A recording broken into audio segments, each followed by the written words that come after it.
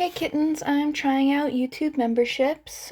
You will get early access and um exclusive content if you decide to. If you don't, that's completely fine. Nothing will change. Anyway, on to the story. The Timelord Izuku Midoriya by Sony Kalina on AO3. Read by Lily6645. Chapter 2. TARDIS 101. Hello, Izuku. I'm the doctor. The brown-haired alien, grinned as he said that, stunning the child into silence. The doctor then looked up and took off towards the main area, noticing something that grasped his attention. Hey, look! Future me got some books! That's actually a half-decent edition! He laughed, turning back to his son, before suddenly frowning. Hope they don't have bad taste. I will never not regret my 7th incarnation enjoying 50 Shades of Grey. Oh, no, wait. You're still a child. Should probably keep mention of that away. Hey, I'm smarter than people realize! Izuku defended with crossed arms, giving the man a once-over. Yes, you are. The oddball enthusiastically agreed, before he frowned again upon noticing the younger Time Lord's unimpressed expression.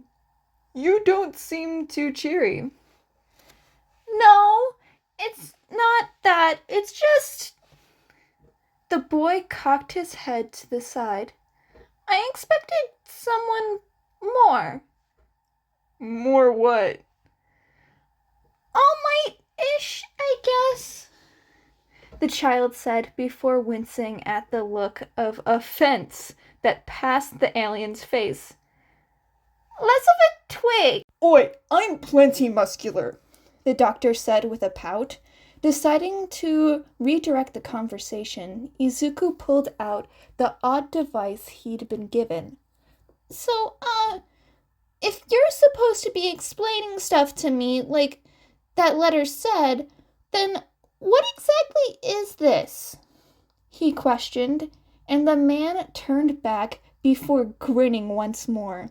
He couldn't seem to settle on an emotion for more than a minute at a time. Well, what do you think it is? The doctor questioned, putting his hand into his pocket. Let's see how much you understand on your own. Well, it's clearly got some kind of psychic connection of some sort, Izuku realized immediately, surprising the man. I can feel it buzzing in my hand, not to mention from the second I laid eyes on it, I knew it was utilized energy, just in a way I can't figure out, which is weird. Oh, how so? The doctor asked curiously. Well, it doesn't matter anyone I look at, I can just understand their powers instantly. Did you know All Might's powers actually a stockpiled energy from other people? Or that it isn't his? He changed the topic, looking up to his father. Yeah, maybe don't tell anyone about that. The doctor winced, as though he knew something the green-haired teen didn't. So, how is this different? I don't know. It's like an abundance of little things that make this big mess. It's all wibbly-wobbly. Izuku frowned, before suddenly his dad began laughing heartily. Dad? Sorry, yeah, you are definitely my son. The alien grinned, pulling out a silver metal device with a blue tip. It's a sonic screwdriver. I Sound screwdriver? Izuku asked with a raised eyebrow. Sounds irritating. Oh, just wait till you get a chance to use it. Never leave without one. The doctor laughed before turning and beckoning for the child to follow him. Now, let's stop wasting time. I'm supposed to be here to teach you to fly a TARDIS.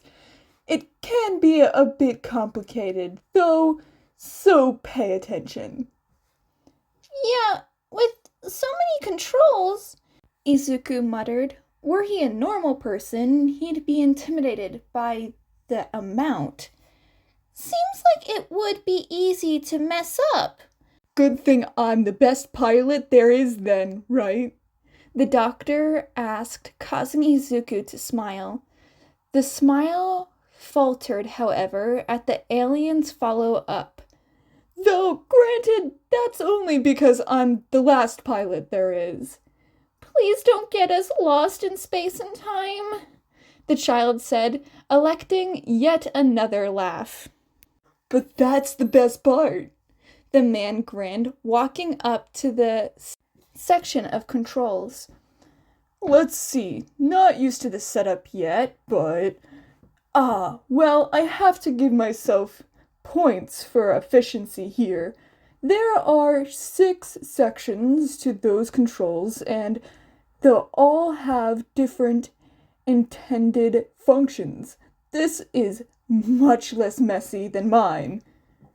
So, what are the sections then? Let's see. The one I'm standing at right now and the one beside it are the flight controls themselves. They're these levers here. Dematerialization. It's what you use once you input your coordinates, or if you're free flying. What you pull before anything else. These 6 buttons beside it are for finer control. The 4 top ones change the amount of time you've traveled through. This one is days, this one is years, and one is centuries, and this one is hours. Izuku tried not to let his annoyance show at the man putting hours at the end of the explanation. The 2 down below are basically adding and removing. Press the left one as many times as whatever unit of time you want to travel to in the past. Right one, the future. The doctor nodded his head, clearly satisfied, before moving over to the second section. That held a keyboard and 2 red, thin levers, one of which was sideways. These are more traditional flight controls for actually moving through space. Enter coordinates in the keyboard, and I believe in this particular design, you can use the monitor over there with these levers for deciding where exactly you want to land. If you try to land in the air, the TARDIS will automatically move towards the ground for everyone's safety. Trust me, only thing more destructive I can think of is Jackie and Donna meeting. Who? Sorry, thinking around anyways. The alien then walked over to the section that had all kinds of weird goo inside. Ah! I've been meaning to put one of these in for so long! Guess I finally got around to it. Or the old girl got tired of me putting it off. The old girl? Izuku questioned, and the man looked at him before grinning. The TARDIS! They may be considered machines, but they're still conscious to a degree, you know? As if to confirm his statement, the one they were standing inside let out a hum and a beep. So you better treat her well, the doctor said, more serious, before turning back to the controls. Anyways, this is a physics circuit. Or was it a physics gel frame? Anyways, forgot either way, it's basically an easy mode for the TARDIS. Nowhere near as satisfying, but if your hands aren't working for some reason, or someone with no knowledge of how needs to fly, pretty useful little things to have available. He then got around to the section closest to the front door of the TARDIS and frowned. This is... It's a flat, expansive surface meant for the display of various items and stuff. Izuku smirked as he walked to be beside the man. You just didn't want to call it a desk, didn't you? Well, it's so boring!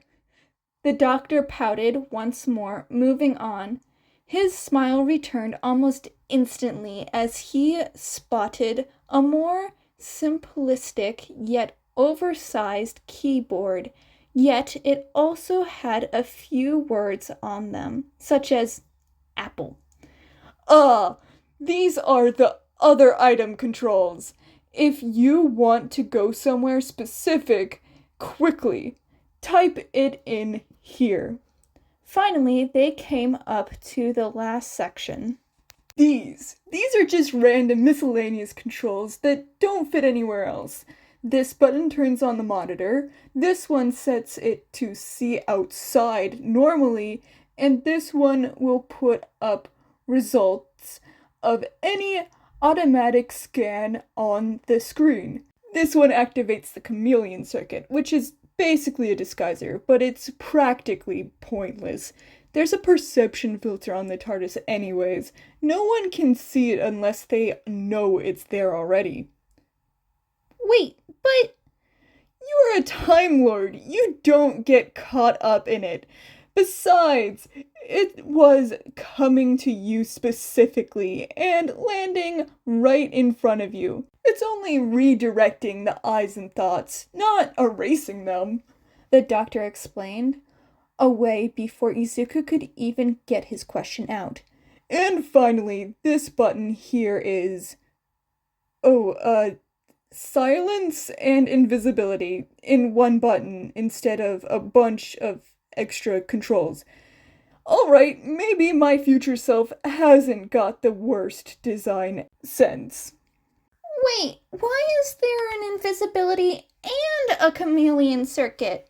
Izuku pondered, able to guess what the second one did based off the actual animal. Surely that just takes up space. Preference, I think. Amazingly, of many things I have done in my life, I've never helped design a TARDIS. The doctor shrugged. Also, you skipped over one. Izuku pointed out a lever with the flight controls, causing his father to scowl. That's a handbreaker. Never use the handbreaker, the man said simply, confusing Izuku before suddenly he grinned brightly at his son as a thought passed his mind. So, what do you say we give her a test run? And that's when it finally actually sunk in for Izuku. He was about to travel through space and time. Before he could stop it, a ear-to-ear smile broke out. Yes! Enthusiasm! That's what I like to see, the doctor said with his own smile as he walked towards the dematerialization lever. Anyways, more fun to take off first before putting in the coordinates first. Don't tell anybody else I do that, though. They might kill me for the joyrides. So, where do you want to go? Probably best to keep it a little simple, though, for now. Izuku hummed before his eyes lit up. Musatafu General Park 1 week before now at the same time. The park it is! The brown-haired alien laughed as he pulled down the lever, and instantly a heavy lurching began as loud noises reverberated through the ship. Izuku stumbled back, falling into one of the chairs. Better hold on to something, can get a bit bumpy. Where's the hammer? Oh wait, new TARDIS. Boring! The doctor began flipping levers and pressing buttons as Midoriya hung onto the railing for dear life. After a minute of pure chaos, however, a heavy thud sounded and the violent vibrating stopped as the noise died down and the doctor laughed like the madman he probably was. Ah, Musutafu General Park. 1 week in the future, he announced, throwing the monitor around to show Izuku.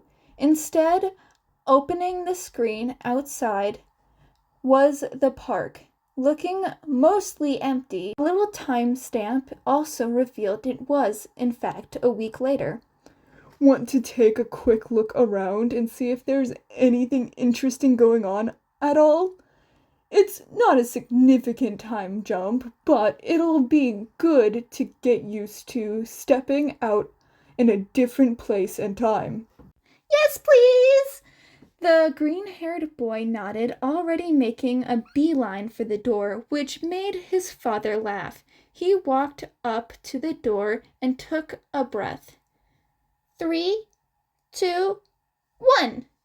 He pushed open the door and walked outside. Instantly, he was hit with the familiar smell of fresh air, and he took in the air. And there was another sensation. So, what do you think? The doctor asked from behind him, arms crossed and smirking. I can feel it, Izuku mumbled, grinning dopily. I can feel the time difference. Yup, natural part of Time Lord physiology. His father nodded. We take in a lot of information and just know things a lot easier. It's why we're an incredibly intelligent race. It's why you have the body of a 4-year-old, but the mind of, I guess a 14-year-old by now? It was a debate on Gallifrey for a long time, actually, whether our minor psychic abilities came from our advanced intelligence, or if our intelligence came from our psychic abilities. Gallifrey? Izuku questioned. However, he almost instantly regretted it as a look of true and genuine pain flashed by the older Time Lord's features. Our planet, my birthplace, where the Time Lords and Gallifreyans all lived, the doctor said sadly, and Izuku didn't miss the use of the past tense. They died. All gone now, except me. There's you, of course, but I couldn't let anyone know about you. To protect you so far, so long. I've been the last of the Time Lords. I'm so sorry, the boy said quietly, having not at all been anticipating such a turn in the conversation. Not your fault, the doctor said, clearing his throat and looking away. And I don't know how long I've got with you, but I want to make it a fun time, so let's not get caught up in that. Why don't we...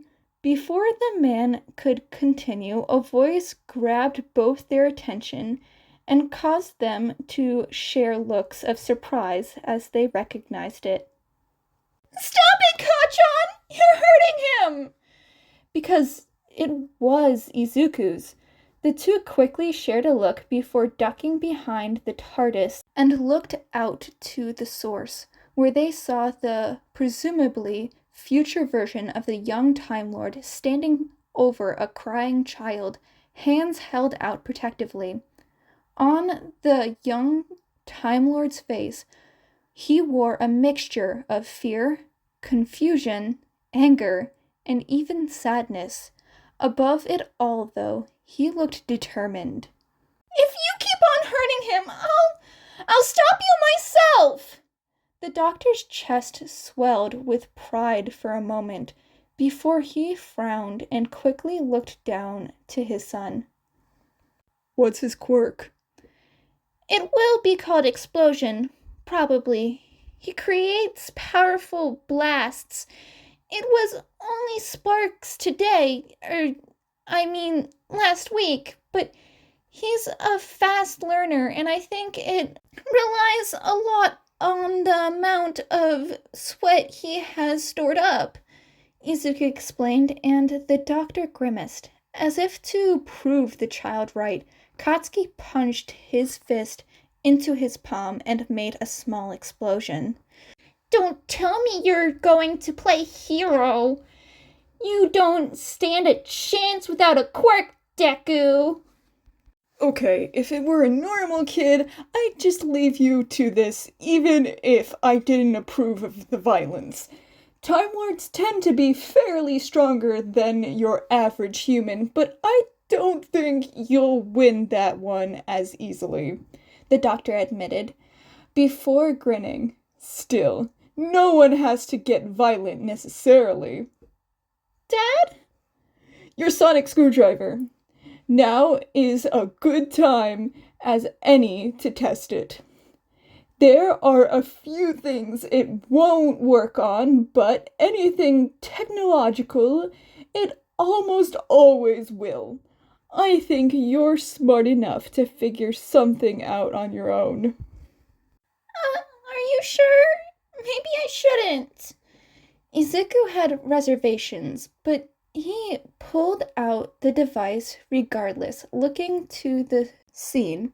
Hey, no one's gonna threaten my kid and get away with it, the doctor said seriously, scanning the area himself just out of curiosity, entertaining the mental exercise of what he'd do while Izuku set to work. Just point, think, and press. The young Time Lord obeyed, pointing it towards the scene. The future Izuku stood on shaky legs, the bullies approaching him, ready to attack him with their quirks. By sheer coincidence, in the street just a little further out, there happened to be a police car waiting in the road devoid of occupants. The Time Lord pressed in the button on his sonic device, and all of a sudden, the sirens on top of the car started blaring loudly as the lights went off. The bullies immediately faltered, being caught by surprise. The future Izuku was also seemingly caught off guard, despite the fact he should have remembered doing this. Still, the past one focused on finishing up his full plan as he then turned to the bullies. He was sad to see his friend acting like this, but he could almost see it coming. Nothing he could do short of bringing around actual police and pros would dissuade him if he really wanted to hurt Izuku. But he could at least make it a fair fight. With that thought, he aimed his sonic at the two cronies' pockets and let just a couple seconds apart between them to make it seem more realistic. Their phones went off in their pockets, prompting them to check their mobiles. One of them got a panicked look on his face, and the other looked ready to cry as they both backed off and suddenly ran without explanation. A questioning look from the doctor prompted the past Izuku to give a quick explanation. Texts from their parents saying they know what they're doing and threatening disownment if they don't go home instantly. Bit much, the doctor commented, and the green-haired teen flinched. Had to be sure they would leave, he defended weakly. He looked around for any other opportunity he could capitalize on, but before he could do anything, the future Midoriya's own phone went off. The second he checked it, the young Time Lord turned and grabbed the crying child before running from the park, leaving a confused, irritated, and angry Bakugo behind. He made to give chase, but before he could, the past Izuku moved his own screwdriver towards the open gate the blonde was running towards and closed it at the last moment, causing Katsuki to fall back from the collision. The explosive boy then tried to wrestle the gate open, but couldn't get it to budge, so ended up climbing the fence. It wasn't a massive distraction, but it got just enough time that the future Izuku could make his escape. With that, the two Time Lords then quickly ran back inside the TARDIS before they could be spotted and moved towards the console. Well, certainly proved you're smart when it comes to using the Sonic, the doctor said with a satisfied hum. You can fly us back. Do it how you want. He took his father up on his offer, but ran to put in coordinates first instead of dematerializing straight away. He was barely tall enough to reach most of the controls by really stretching. He couldn't do that reckless flying from earlier. As he approached the dematerialization lever, a thought finally occurred to him, only delayed by the surprising situation he had found himself in. Why didn't that future me remember doing that? And why does my head hurt? That's the thing about interacting with your own timeline. It's not something you should ever really do. But in this case, we were fortunately the past affecting the future. Means you'll just forget this, probably once I leave. And time can continue on without any massive disaster, the doctor explained, leaning against the railing. Slightly disappointed, they were in for a calm flight. There's also the possibility he'd never done it. Wait, what? Izuku asked as he froze, looking towards the alien with a look of confusion. I'm sure you already know this on some level. You are a Time Lord after all, but time doesn't think like how most people tend to think. You see, everyone assumes it's point A to point B. Completely linear, but in reality, well, it's more like a big ball of wibbly-wobbly, timey-wimey stuff, Izuku finished as the doctor grinned madly at his son following along. Wait, leave? You're not staying? And instantly that grin faded. I'm sorry, Izuku, but no. I can't. Believe me, I want to. I'd absolutely love to, but I can't. There's too much danger that would follow me back here, and I won't put you or your mother in danger like that. The brown-haired man sighed sadly before a bittersweet smile came onto his face. But I will be watching when I can. I've only known you an hour or two now, but I already can't wait to see what you'll get up to. The child did smile at that, and his father hummed. That's a point. What do you want to do? Before I came along, what were you planning? The doctor asked out of curiosity, and Izuku smiled. I want to be a hero, he said simply, only to be caught completely off guard by the look that came onto the doctor's face. Those overly violent jumped-up soldiers? He questioned, blanching. Izuku was thoroughly confused by this response. You don't seem like the violent type. Why would you want to be like them? Silence rang out before Izuku quietly spoke up. I don't.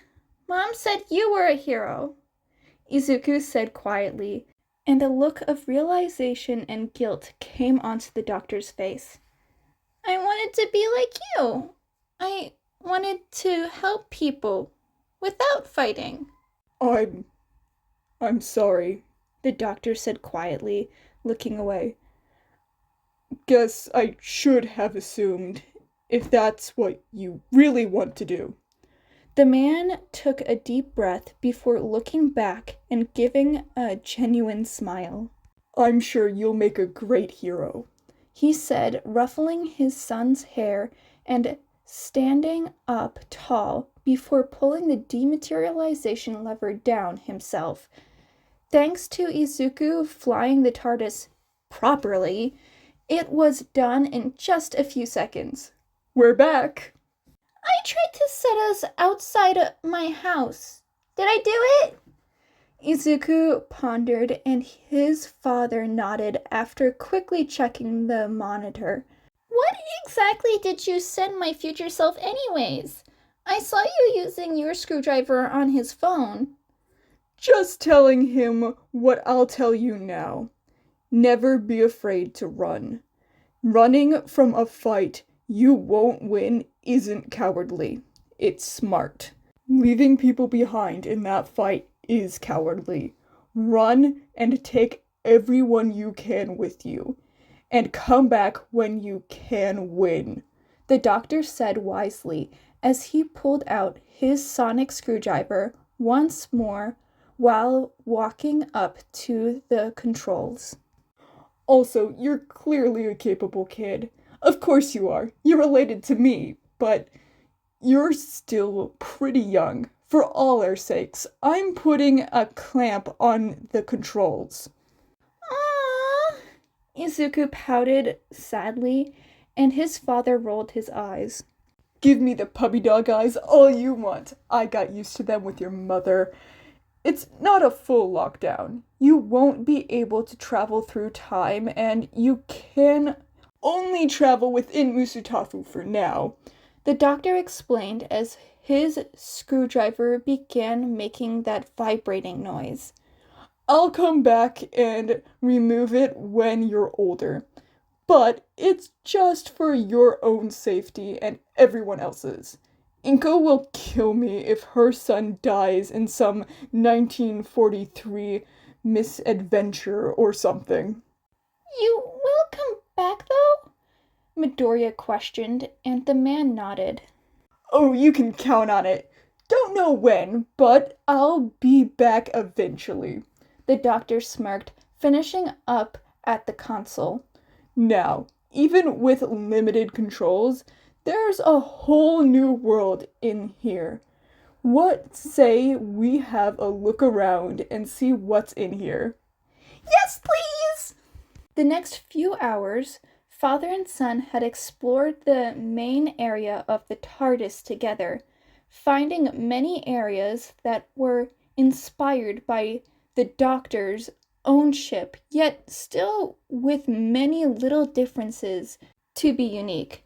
There were even bathrooms, kitchens somehow stocked with food and such, and country-sized wardrobe, making it entirely possible to simply live in the machine for as long as one could have wanted. Still, all good things had to come to an end, and so the two Time Lords had found themselves standing at the doorway of the TARDIS far too soon. Time ironically feeling like it had been deliberately accelerated around them. Though, of course, not really. They would have genuinely felt an actual shift.